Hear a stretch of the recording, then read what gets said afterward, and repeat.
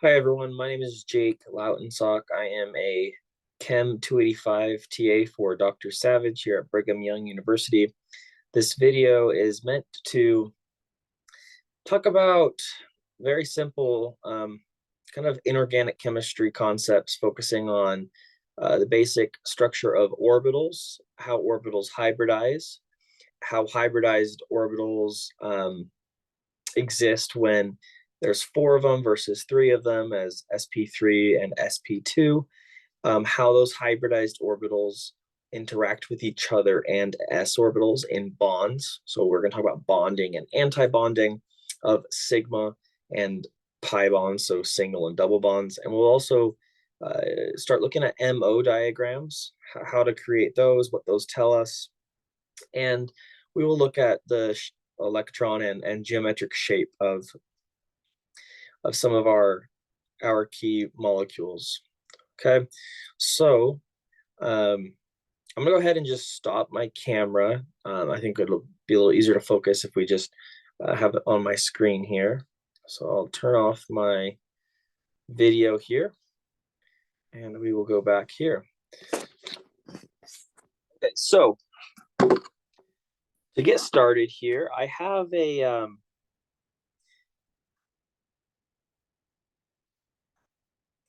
periodic table. This periodic table tells us a few key things for orbitals. Okay, what I want you all to be familiar with is the fact that you increase in electrons as you move across the periodic table. Okay, and it's interesting that as we in the top row, so in this row right here, there's really only 2 electrons. Okay, and as we talked about in class, we know of a principle called the Pauli exclusion principle.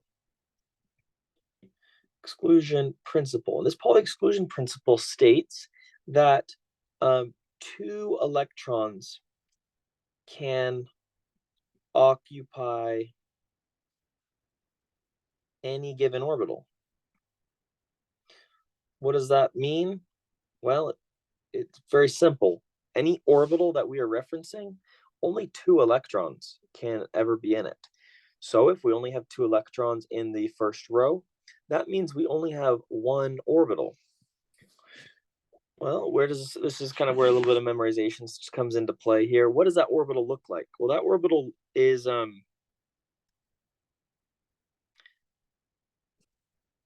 is an s orbital. Okay, it's in the first row, so it's 1s. For this class, it's not very important that we understand, you know, the level of level of orbitals. Okay, let's move on to this next row here. How many is in it, or how many elements do I have? Well, the answer is 8. 1, 2, 3, 4, 5, 6, 7, 8. In other words, as we move up, we have 8 additional electrons. So that means that we need 8 electrons to be in 4 orbitals.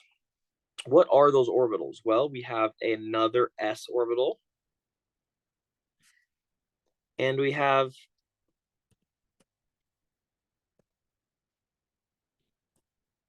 three p orbitals.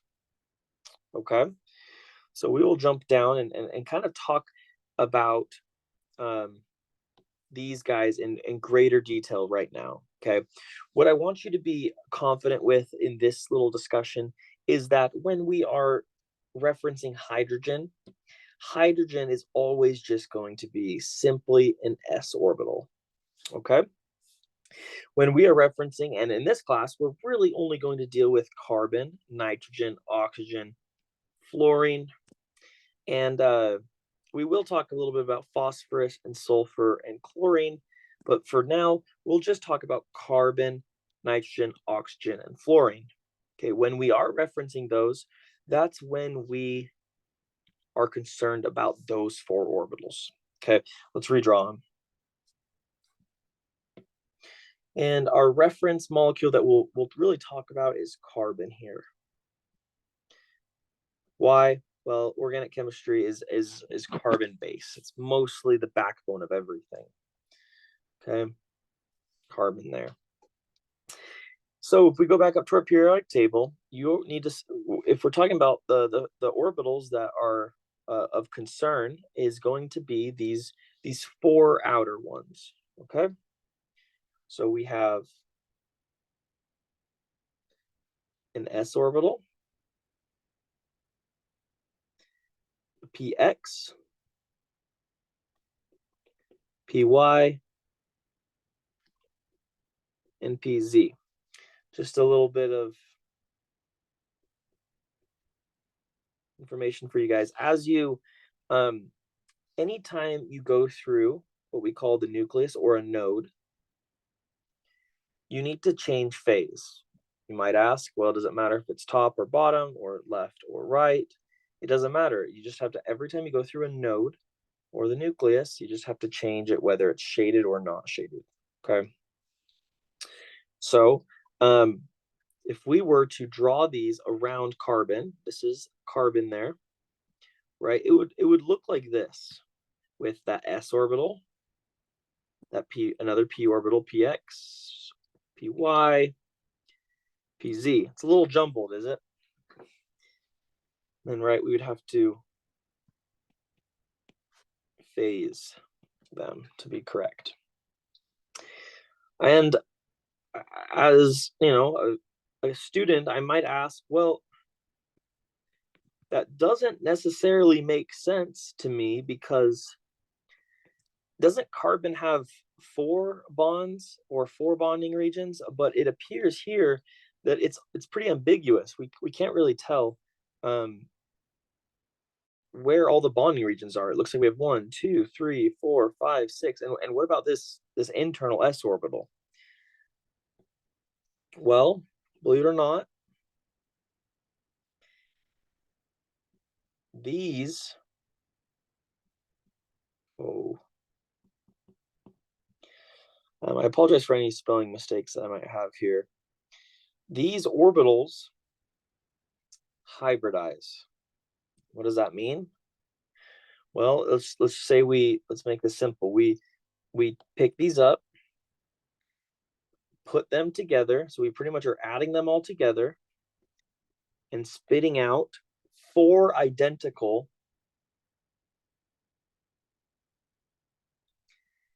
sp3 orbitals, or hybridized sp3 orbitals.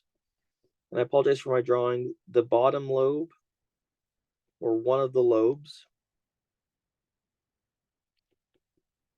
should be, this guy is kind of small. One of the lobes should be bigger than the other. So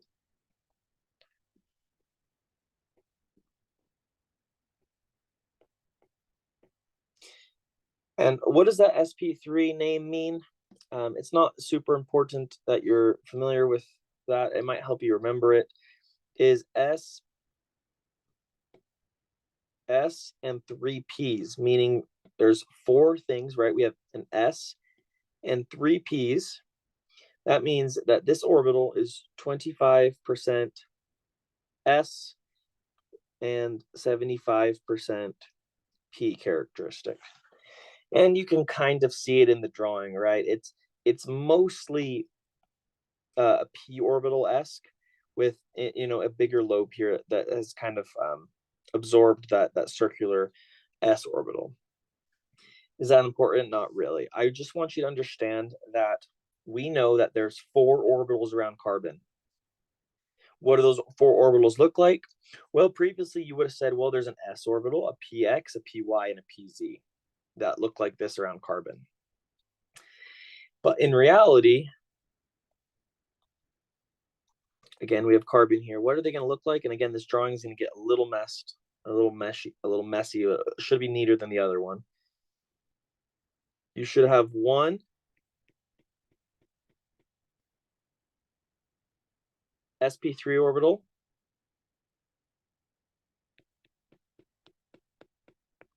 a second sp3 orbital, a third one, And a fourth one. That guy is not the best looking. Okay. And that looks a little bit better to me than the original one. What does that tell me? Well, this new hybridized orbitals around carbon look a little bit more like what my methane would look like, right? 4 regions of electron density that can go out and interact with hydrogens to create a molecule. Okay, and we'll get into that here in a second. Okay, so that is sp3 hybridization. So how do I identify that?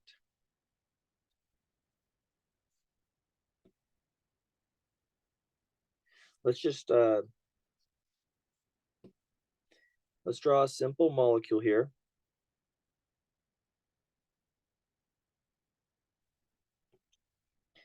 And we will go through a couple of the actually let's make it a little simpler. Well, yeah, let's do methane here. And my question to you is, what is the hybridization around carbon there? And you should say, well, it has 4 bonding regions. It must be sp3 hybridized. Okay. So a little bit of shortcut here. If carbon is bonded to 4 different things, then you know the hybridization, the orbitals that exist around carbon is sp3. By saying that sp3, just a very simple sp3, you are confidently describing the fact that there are 4 identical sp3 orbitals around carbon. Okay,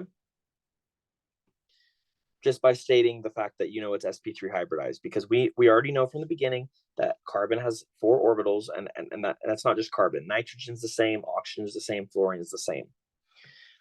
They're not the same element, but their orbitals are the same, where electrons can't exist.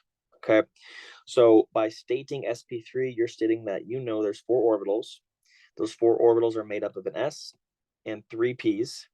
What do they look like? Well, they're all 4 like this, and they are laid out over the atom like that. And that could be carbon, nitrogen, oxygen, or fluorine. Okay. Let's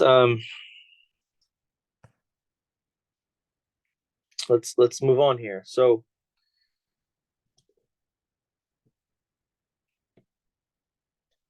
and we'll continue talking about carbon.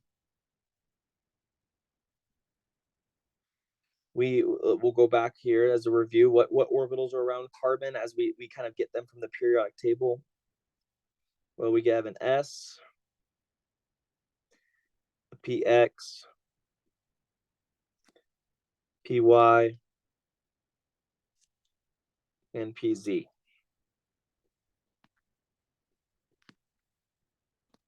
Okay. There's another. So here we drew the outcome of all 4 of them hybridizing. Okay. Occasionally, only some of them hybridize. We'll talk about when those scenarios happen.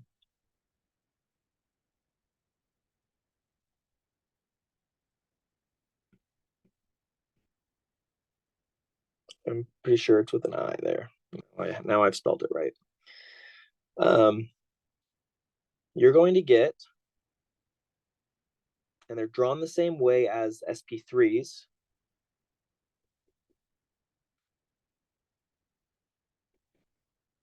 You're going to get sorry, that's 3 sp2 orbitals with an unhybridized p orbital. Okay, so bear with me for a second. Let's draw this around carbon.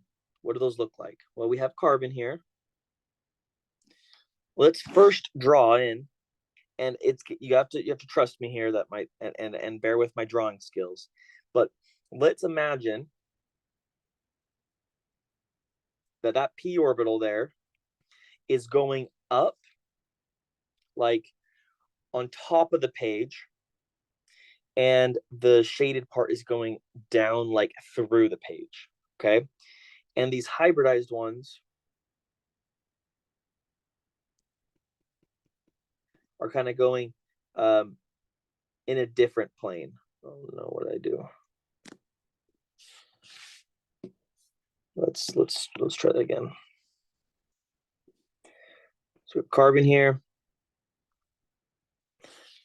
Make that bottom a little big enough. All right, that's my p orbital. And then we have our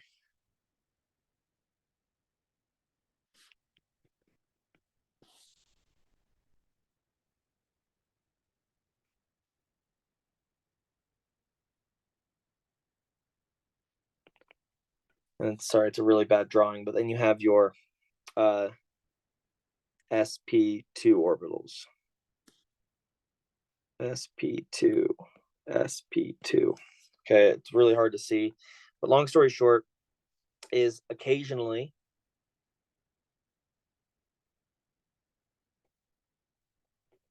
carbon is and nitrogen and oxygen are going to have 3 sp2 orbitals with an unhybridized p orbital. Okay, and that unhybridized p orbital, put this in the back of your brain, is going to make double bonds. So a double bond should trigger that you have an unhybridized p orbital with 3 sp2 orbitals that are hybridized. Okay, so let's go through this molecule here with the knowledge of sp3 and sp2. Let's look at this carbon, and we'll move this direction in the molecule here.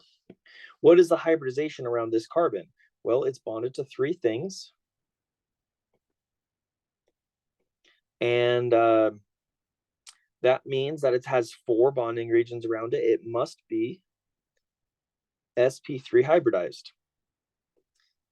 The same with this one. Well, it's bonded to a hydrogen, a carbon, another carbon. This also must be sp3 hybridized. This one as well is bonded to, sorry, if I said 3 things, I meant 4 things. 1, 2, 3, 4. And then here is bonded to 1, 2, 3, 4.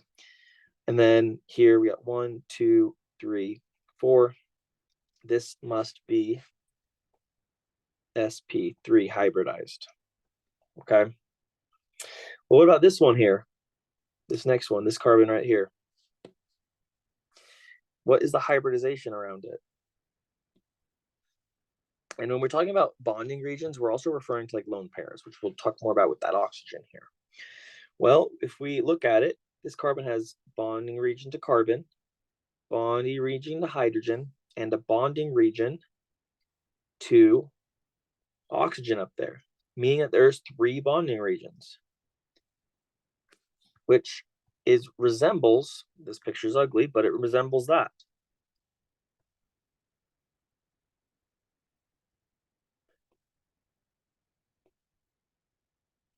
Right, we're not doing bonding orbitals yet, but these are just and that means that the hybridization around that carbon is sp2, and you, as someone who's learning this, is confident that when you say sp2, that means there's a leftover p orbital that is not hybridized. That p orbital is engaging in, and I shouldn't draw it like that.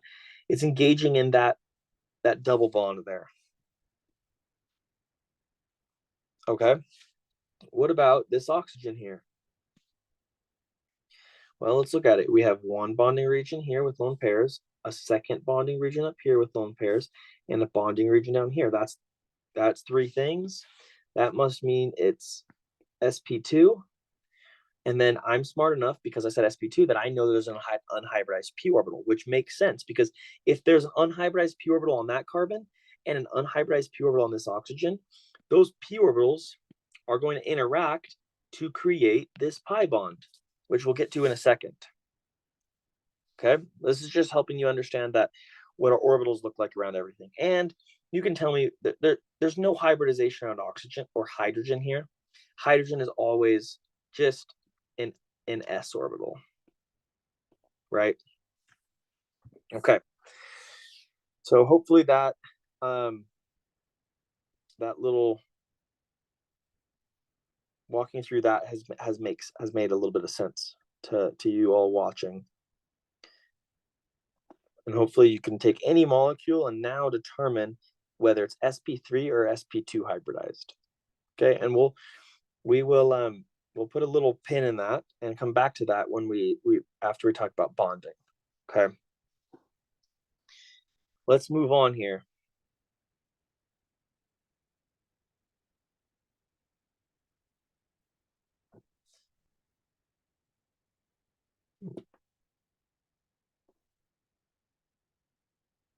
Okay, this is a very simple molecule here. And sorry, I'm trying to draw it. Looks neat, but my drawing skills are not very good. We have this, you can name it if you want. You can watch my naming video and give it a IUPAC name if you want to. But we'll just, we won't name it for now. Okay. What I want to do is I want to now talk about orbitals, hybridized orbitals that interact one with another. Okay. So let's pick this guy up and put it to the side for now, and let's go back to methane here. It's a little simpler to talk about. My original question was, I asked you, well, what's the hybridization around that carbon? And you told me, well, there's 1, 2, 3, 4 bonding regions to it. That must mean that it has an sp3 hybridized orbital. That notation tells me that there are 4 sp3 orbitals around it, which totally makes sense because I need 4 of them in order to interact with my hydrogen orbitals. Okay, so what's the orbital? And I'm not going to ask you what the hybridization on hydrogen is because there's no hybridization. It's just an s orbital. But how do we denote this? Well, it's pretty simple. We just say, well, we have a carbon hydrogen bond, and a single bond gets this little Greek sigma, and then we put a line next to it based on how many bonds there are.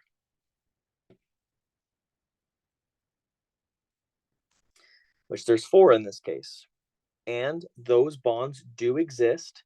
According to the Pauli exclusion principle, there's 2 electrons in each. So we'll fill that in. Okay.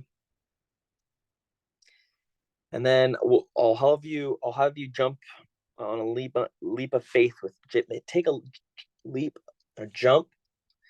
I don't know that. Never mind. Forget about that. Just bear with me for a second. Every time that you have a bond, so without, as denoted here, sigma equals a single bond. Well, every time you have one of those, you have what we call an antibond.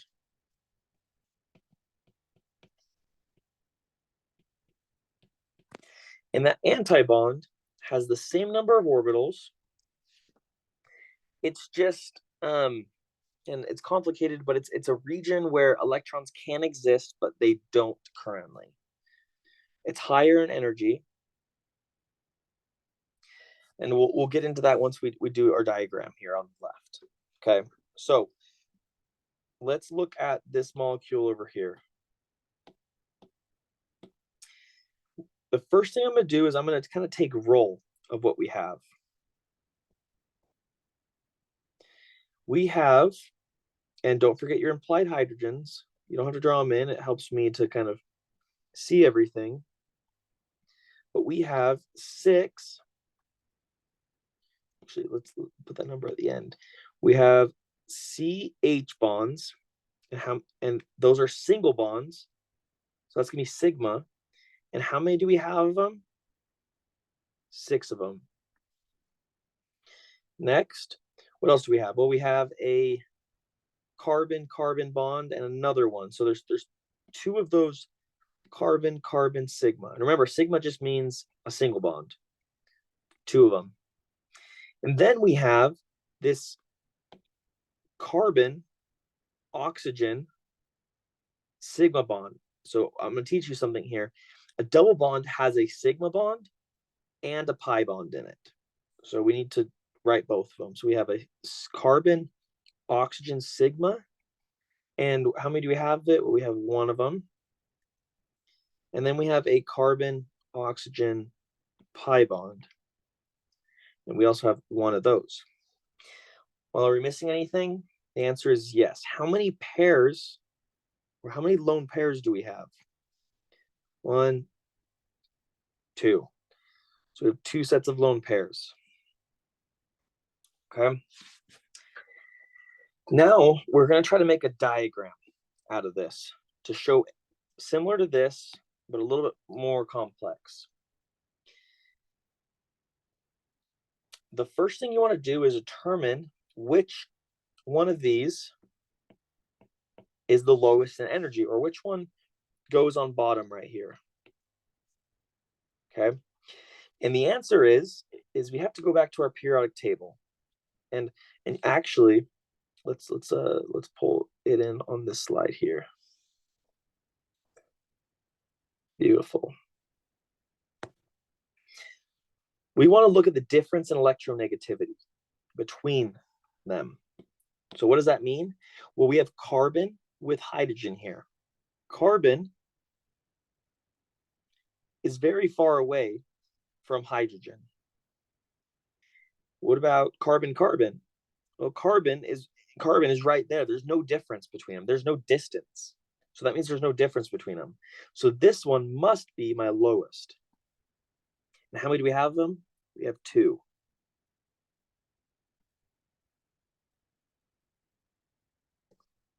Okay. Well, what's my next one? Well, we have carbon oxygen right here, or carbon hydrogen. So we have carbon hydrogen.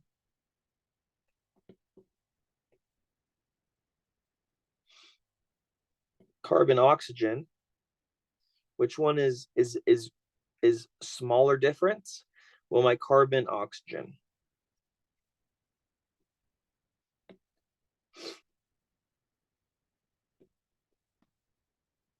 Okay. The next one, of course, is going to be my, and we're just comparing right now the sigma bonds. Right, you can see that those are sigma bonds, and we have a pi bond and non-bonding. So we're just comparing the sigma bonds. They're always going to go on bottom. So we're just trying to figure out the order of them. Then, of course, next we have 6, 1, 2, 3, 4, 5, 6 carbon hydrogen bonds. And then immediately above your sigma bonds, you're going to put your pi bond. We have 1 of those.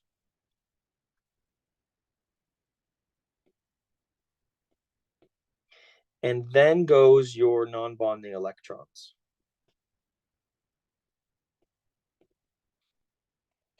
Non-bonding electrons just mean lone pairs. Up to that point is all filled in.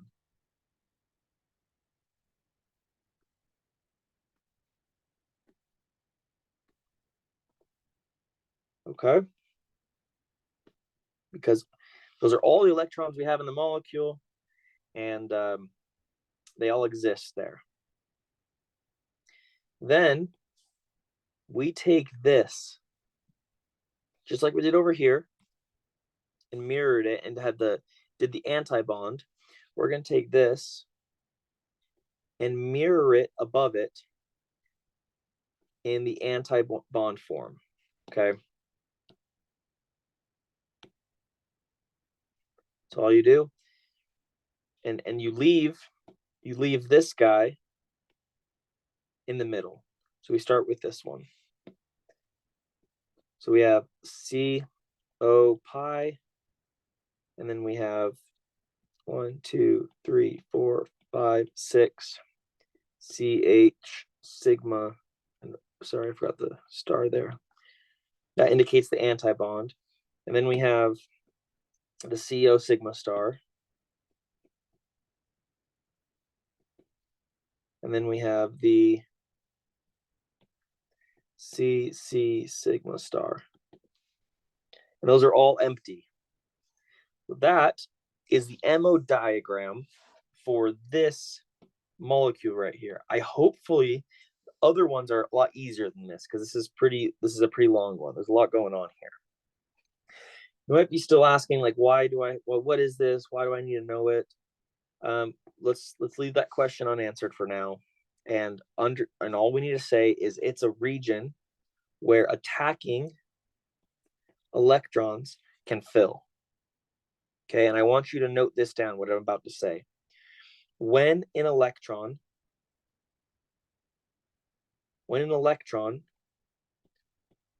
enters the antibond,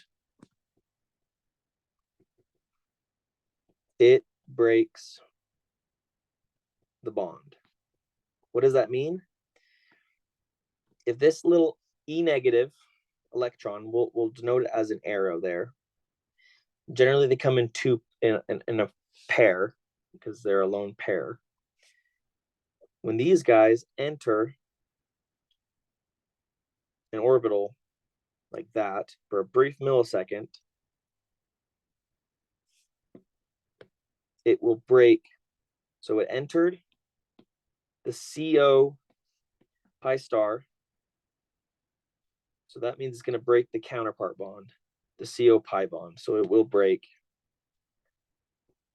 that bond there, which is that one right there, the double bond. Okay, so let's undo that. Okay. We'll get that in a little bit.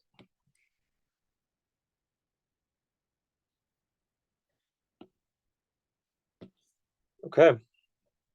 So that's how to create an MO diagram. Well, what does it mean? Well, this helps us determine our frontier orbitals.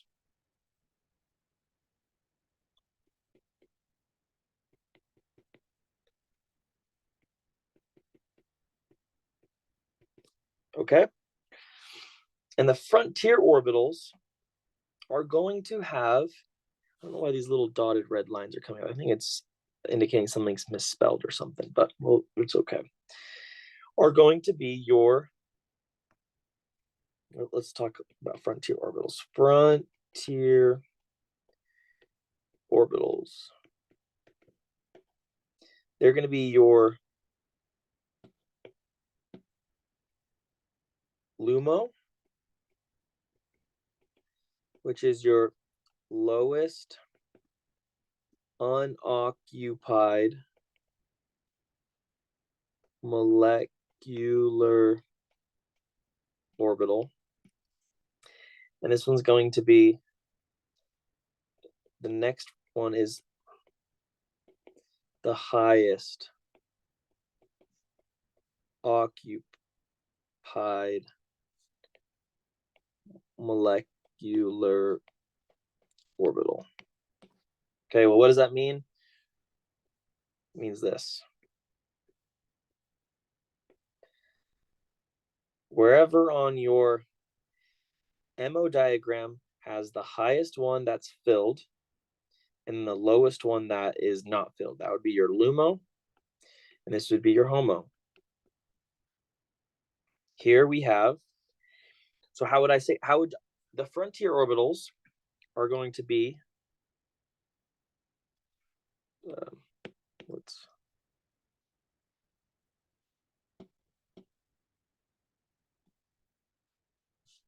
these are our frontier orbitals.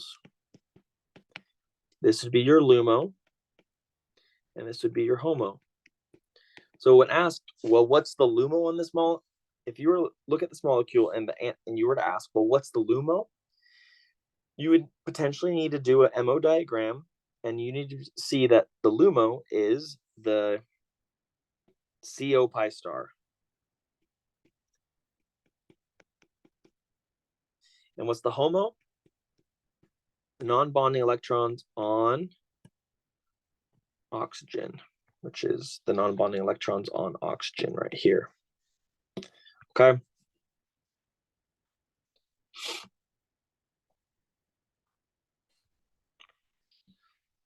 Okay, so there's a couple questions that could be asked.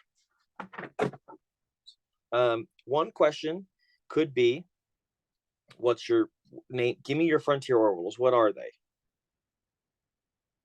Another question that could be asked is, what orbital gets attacked? The LUMO is the lowest free orbital, like the one that has space. It's the one that's lowest in this energy that has space for electrons. So if you were asked what orbital on this molecule gets attacked, you would say, oh, of course, the LUMO. It's the CO pi star. If this molecule went out and did attacking, your answer for what molecule or what orbital attacks, you would say these non-bonding electrons. Okay.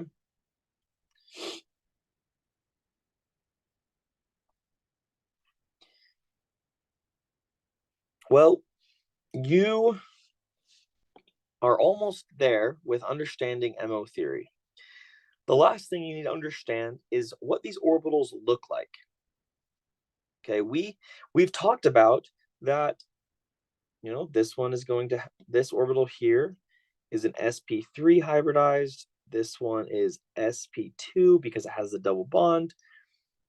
This one has 3 bonding regions, 1, 2, 3, and the double bond's a dead giveaway that this is also an sp2.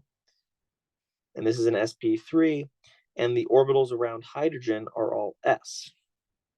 Okay, so you're familiar with what the individual orbital looks like, but now we need to look at them when the orbitals interact with each other.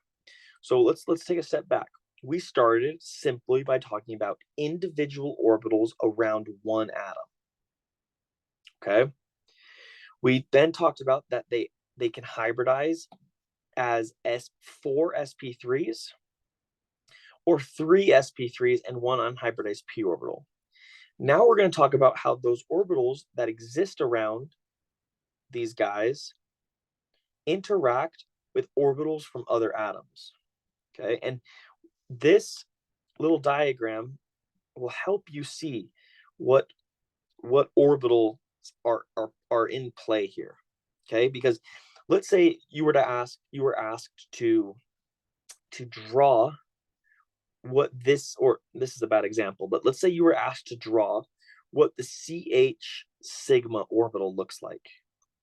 Okay, then you'd have to look at this carbon here, and you have to understand the hybridization around it. You need to say, oh, that's sp2 hybridized, and I can't remember which one I'm doing. Oh, CH, sorry, we're on these carbons down here. The CH, you'd have to understand that the carbon there is an sp3 hybridized, and it's interacting with an s orbital. So we have to kind of make a master sheet here, going over what all they look like. Okay, so let's do that. I feel like I zoomed in a little too much. That's an S, and let's move it down a bit. Plus or minus in S. What does that plus or minus mean? Well, the plus means sigma, and the minus means sigma star, or in other words, the plus means bond, minus means anti-bond. So what do they look like when they're anti-bonding?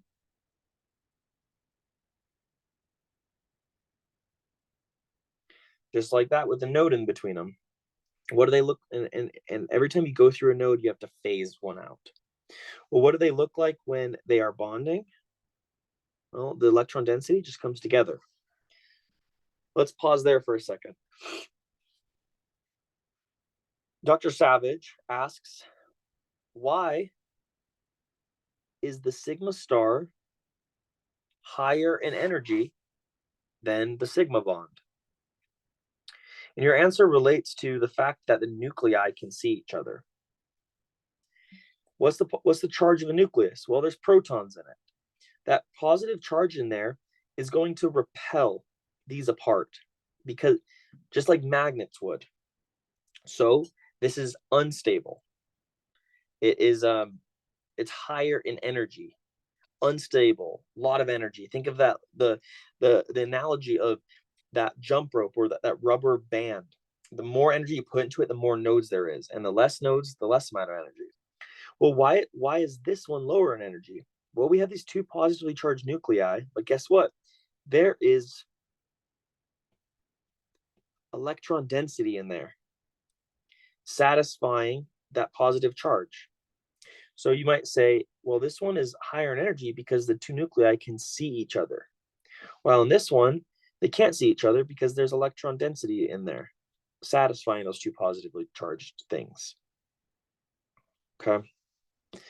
Moving on here, we have the next combination that is possible is an s orbital interacting with a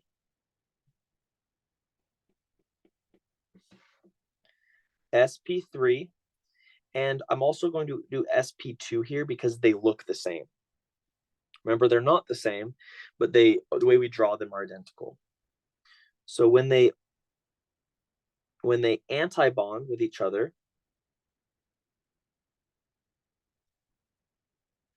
remember the big lobe has to be away.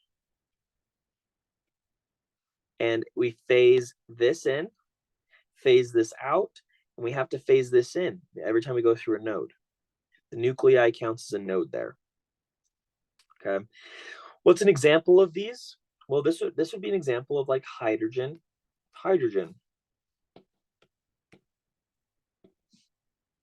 coming together. And then what's our, this would be sigma star. And then here we have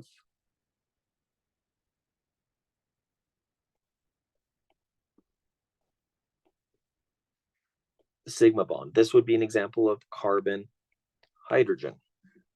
So we'll go back to this page over here. If you wanted to draw what this carbon hydrogen looks like, you'd have to go to your sheet and look at, well, there's it's an s orbital around the carbon, and an sp3 orbital, sorry, an s around the hydrogen and a sp3 around the carbon. When they bond, it looks like this. Okay. Let's continue on here. The next option that we have here is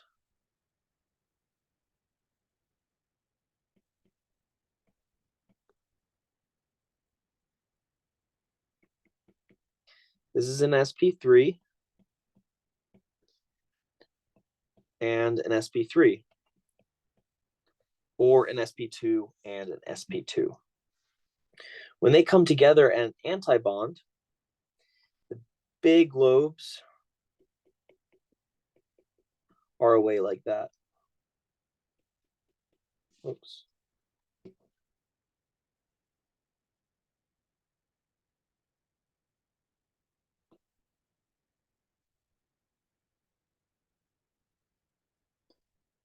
We'll fade that little one because we have to phased out, phased in, phased out, phased in. So just back and forth every time you go through a node. Remember, the big lobes have to be away. And then when they come together,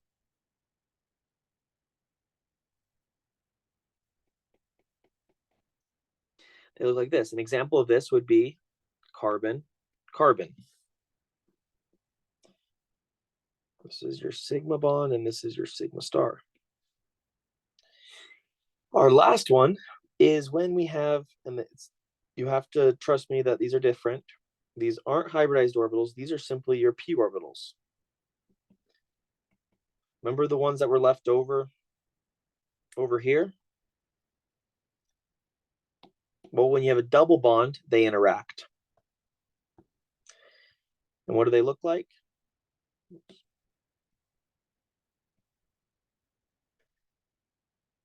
So it's pretty simple.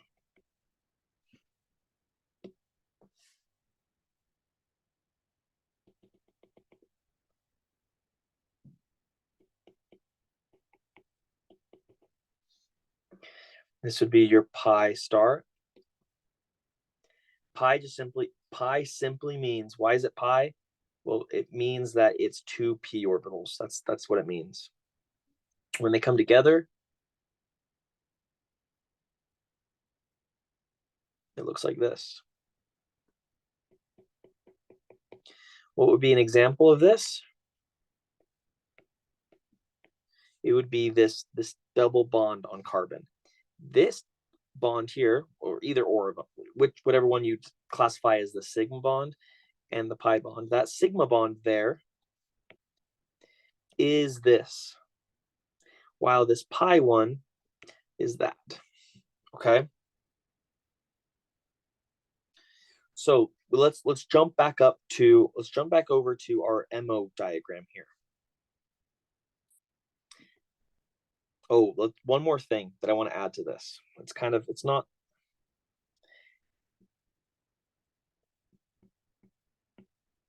What do non-bonding electrons look like? So if you were tasked with drawing these non-bonding electrons, well, all you got to do is identify the hybridization around the atom.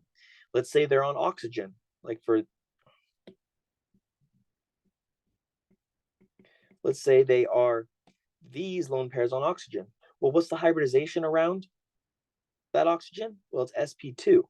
So the orbital that those electrons exist in are sp2. What do they look like? Well, each of them are in their own sp2 orbital. Okay, so you did this MO diagram. And this MO diagram tells you what the frontier orbitals are. Now my task is to draw them. Draw what those frontier orbitals look like. Okay. At the beginning of the semester usually has you draw them on the molecule. It becomes a little bit more, you kind of just freehand them elsewhere. So let's draw these non-bonding electrons. Let's draw the frontier orbitals, the HOMO and the LUMO. And let's get rid of this. So the HOMO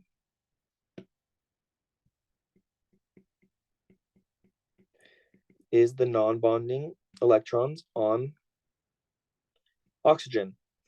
It is sp2 hybridized. So what do they look like? That. The LUMO. The LUMO is CO pi star. Okay. The CO pi star looks like this. You have to go back to here and identify the hybridization around each. So C is a sp2 hybridized, oxygen is sp2 hybridized, but this is the pi bond. That means that if we go back to our little chart here, if it's a pi bond, it's going to be these p orbitals, and it's the pi star, so it has to be that one. So what does the CO pi star look like? Well, any pi star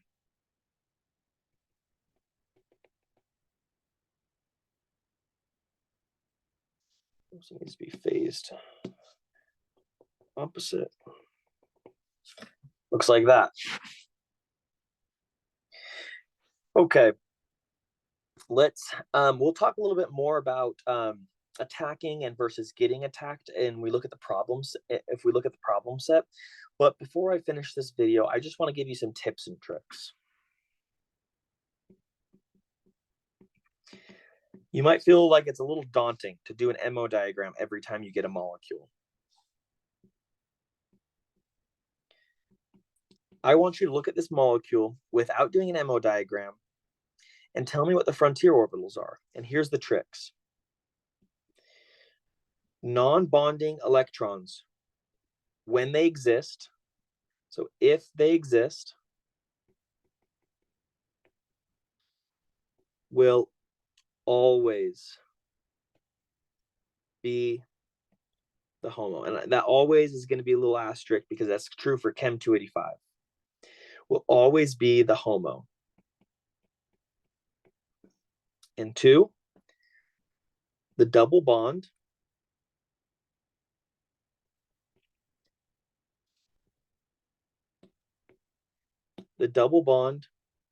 antibond, or in other words, the pi star will always be the LUMO if there is a double bond. So for this one here, I see a double bond and I see lone pairs. So that means my LUMO is this CO pi star. And I can go to my chart on the other page to draw it. And my HOMO would be non-bonding electrons on oxygen. And the last tip I can give you, let's say there's no lone pairs. Like this molecule here. If no lone pairs, so no non-bonding electrons, but there is a double bond, so an alkene or something like that, like we have here, the HOMO and LUMO will be the pi and pi star respectively. So the LUMO here is the, remember, and I'm getting a little bit loose with my terminology here because I'm moving quickly, but that pi means the double bond. So that means my LUMO is going to be the C pi star, which is that one. And the HOMO is the C pi bond. Okay. Again, I hope this was helpful. I have another video to make following up to this about the problem set. And please reach out to one of your TAs, including myself, if you need help with any of this. Okay, I'll slowly go through these pages if you wanted to screenshot or take pictures of them. You have this page here, this second page, this third page here, and this fourth page with this little chart here. Okay, please let me know if you find any errors in this and I can correct them.